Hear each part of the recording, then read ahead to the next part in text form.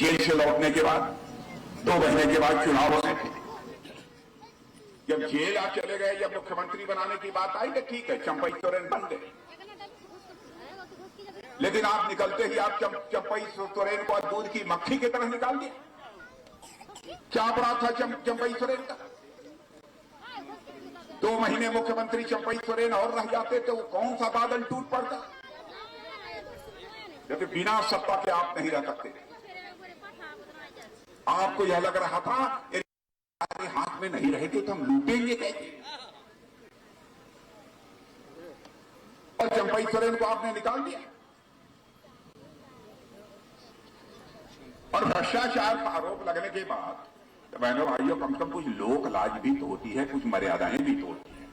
आपने देखा होगा, मर्यादा पुरुषोत्तम भगवान राम पर समाज की अंतिम सीढ़ी पर बैठे हुए एक व्यक्ति ने जब आरोप लगा दिया था, उंगली उठा दी थी, तो उन्होंने अपने प्राणों से प्यारी सीता को भी अग्नि परीक्षा से गुजरने के लिए मजबूर कर दिया।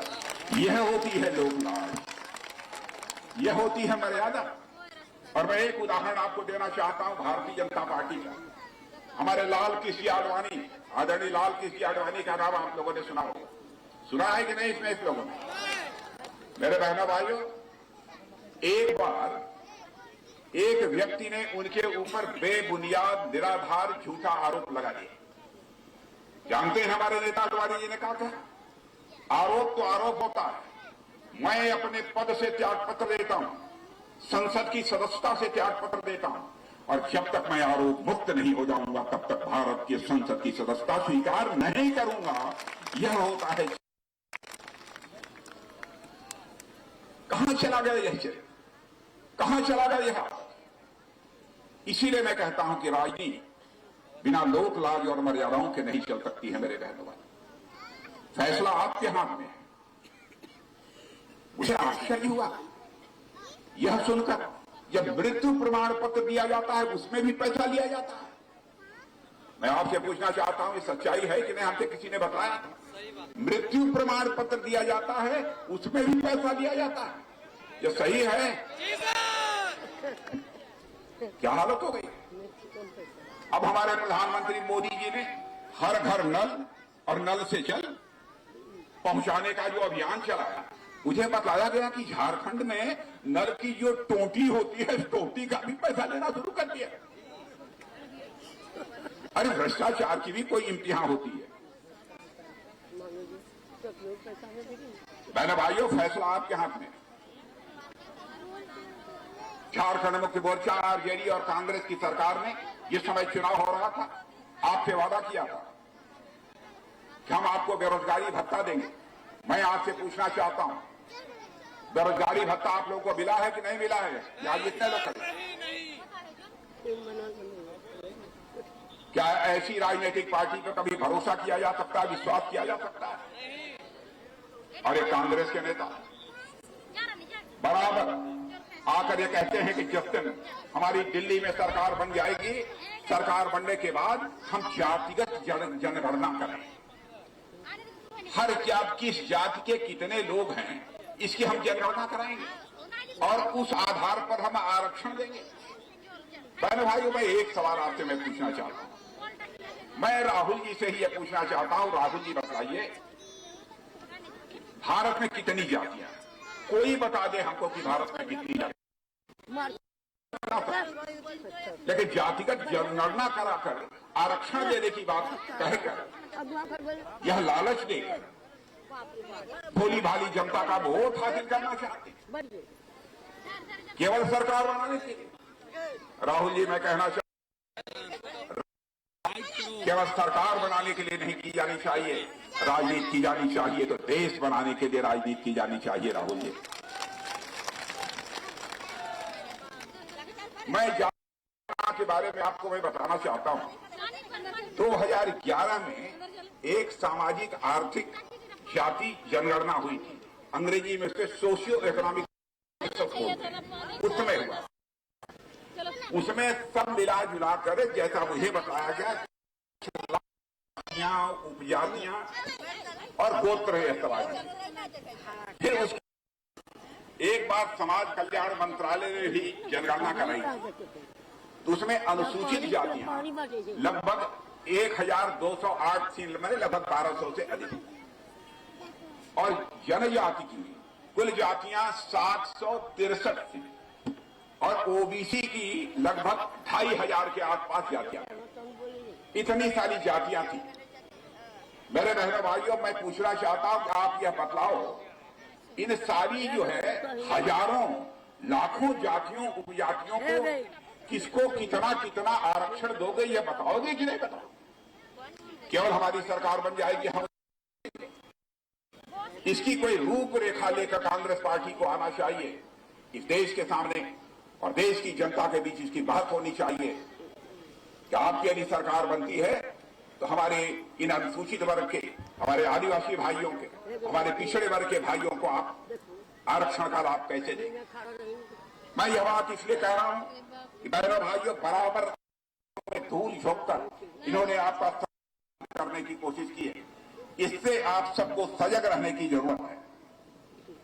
इसलिए मैं बार बार दोहराता हूं, कोई ना कोई इसकी रूपरेखा लेकर आप आइए और देशवासियों को यह बतलाइए कि आप कैसे उनको आरक्षण दें।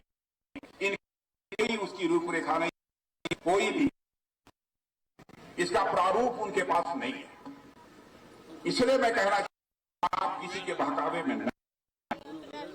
हवा के रुख का जहां तक सवाल है, आप सब लोगों को है कि हेमंत सोरेन के जो प्रस्तावक थे मंडल गुरु, पहले तो उनको लगता था कि हम मुख्यमंत्री के प्रस्तावक बन जाएंगे तो हमारा भी कुछ जरा मामला ठीक ठाक रहेगा। मालूम है कितने लोगों को मालूम है? हाथ उठाइए। अरे वाह, कमाल है, वाह रे निशिकांत जी, आपके झारखंड में जागरूकता बहुत जागरूकता। रूस और यूक्रेन के बीच लगभग 2.5 साल के आसपास हो गए। जब यह लड़ाई में प्रारंभ हुई तो रूस की तरफ से भी बराबर गोले मिसाइलें चल रही थी, यूक्रेन की तरफ से भी बम तोप गोले मिसाइलें धड़ाधड़ चल रही थी। हमारे भारत के रहने वाले लगभग 30,000 ऐसे बच्चे थे जो वहां पर यूक्रेन में पढ़ने के लिए गए थे। कोई इंजीनियरिंग की पढ़ाई करने गया था, कोई मेडिकल की पढ़ाई करने गया था, पढ़ाई करने गए। उनके माता पिता जो भारत में रहते थे, उन्हें इस बात की चिंता हुई कि कहीं ये मिसाइल बम तोप गोले हमारे बच्चे यहां रहते हैं उनके ऊपर न गिर पड़े। हाहाकार मच गया। तो यहां रहने वाले उन बच्चों के माता पिता प्रधानमंत्री के पास पहुंचे और उन्होंने कहा, मोदी जी चाहे जैसे भी हो, आप हमारे बच्चों को यूक्रेन से निकाल कर ले आइए। उनकी पढ़ाई हो या न हो हमको कोई चिंता नहीं है, हमें चिंता है तो अपने बच्चों की जिंदगी की चिंता है, उनके मां बाप नहीं है। बहनों भाइयों, आपको आश्चर्य होगा, दुनिया का कोई राष्ट्रपति प्रधानमंत्री जो काम नहीं कर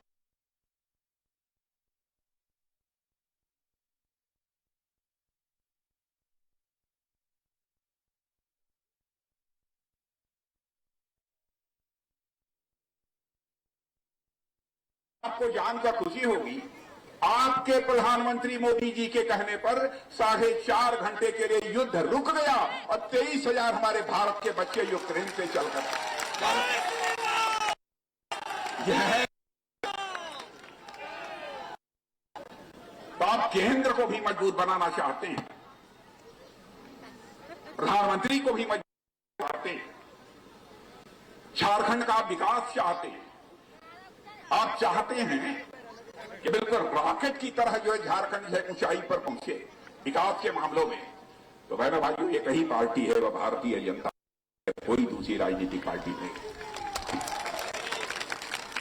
इसलिए मैं आप सभी लोगों से अपील कर रहा हूं कि आप अशोक जी को भारी मतों से विजय दिलाकर इस बार झारखंड की विधानसभा में दे। और आप लोगों ने तुरंत तो इनको बना दिए हैं, इस बार ऐसा मारिए कि चौका मार।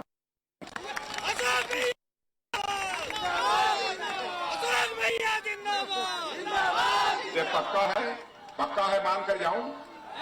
पक्का? इधर के लोग पक्का? यदि पक्का है तो एक बार हाथ उठा के सब लोग ताली बजा दीजिए तो मैं मान लूं कि पक्का।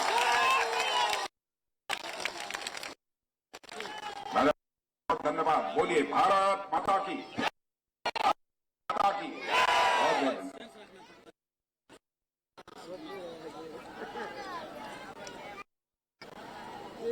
अब हम लोगों के बीच हमारे गोड्डा के सांसद व विकास पुरुष के रूप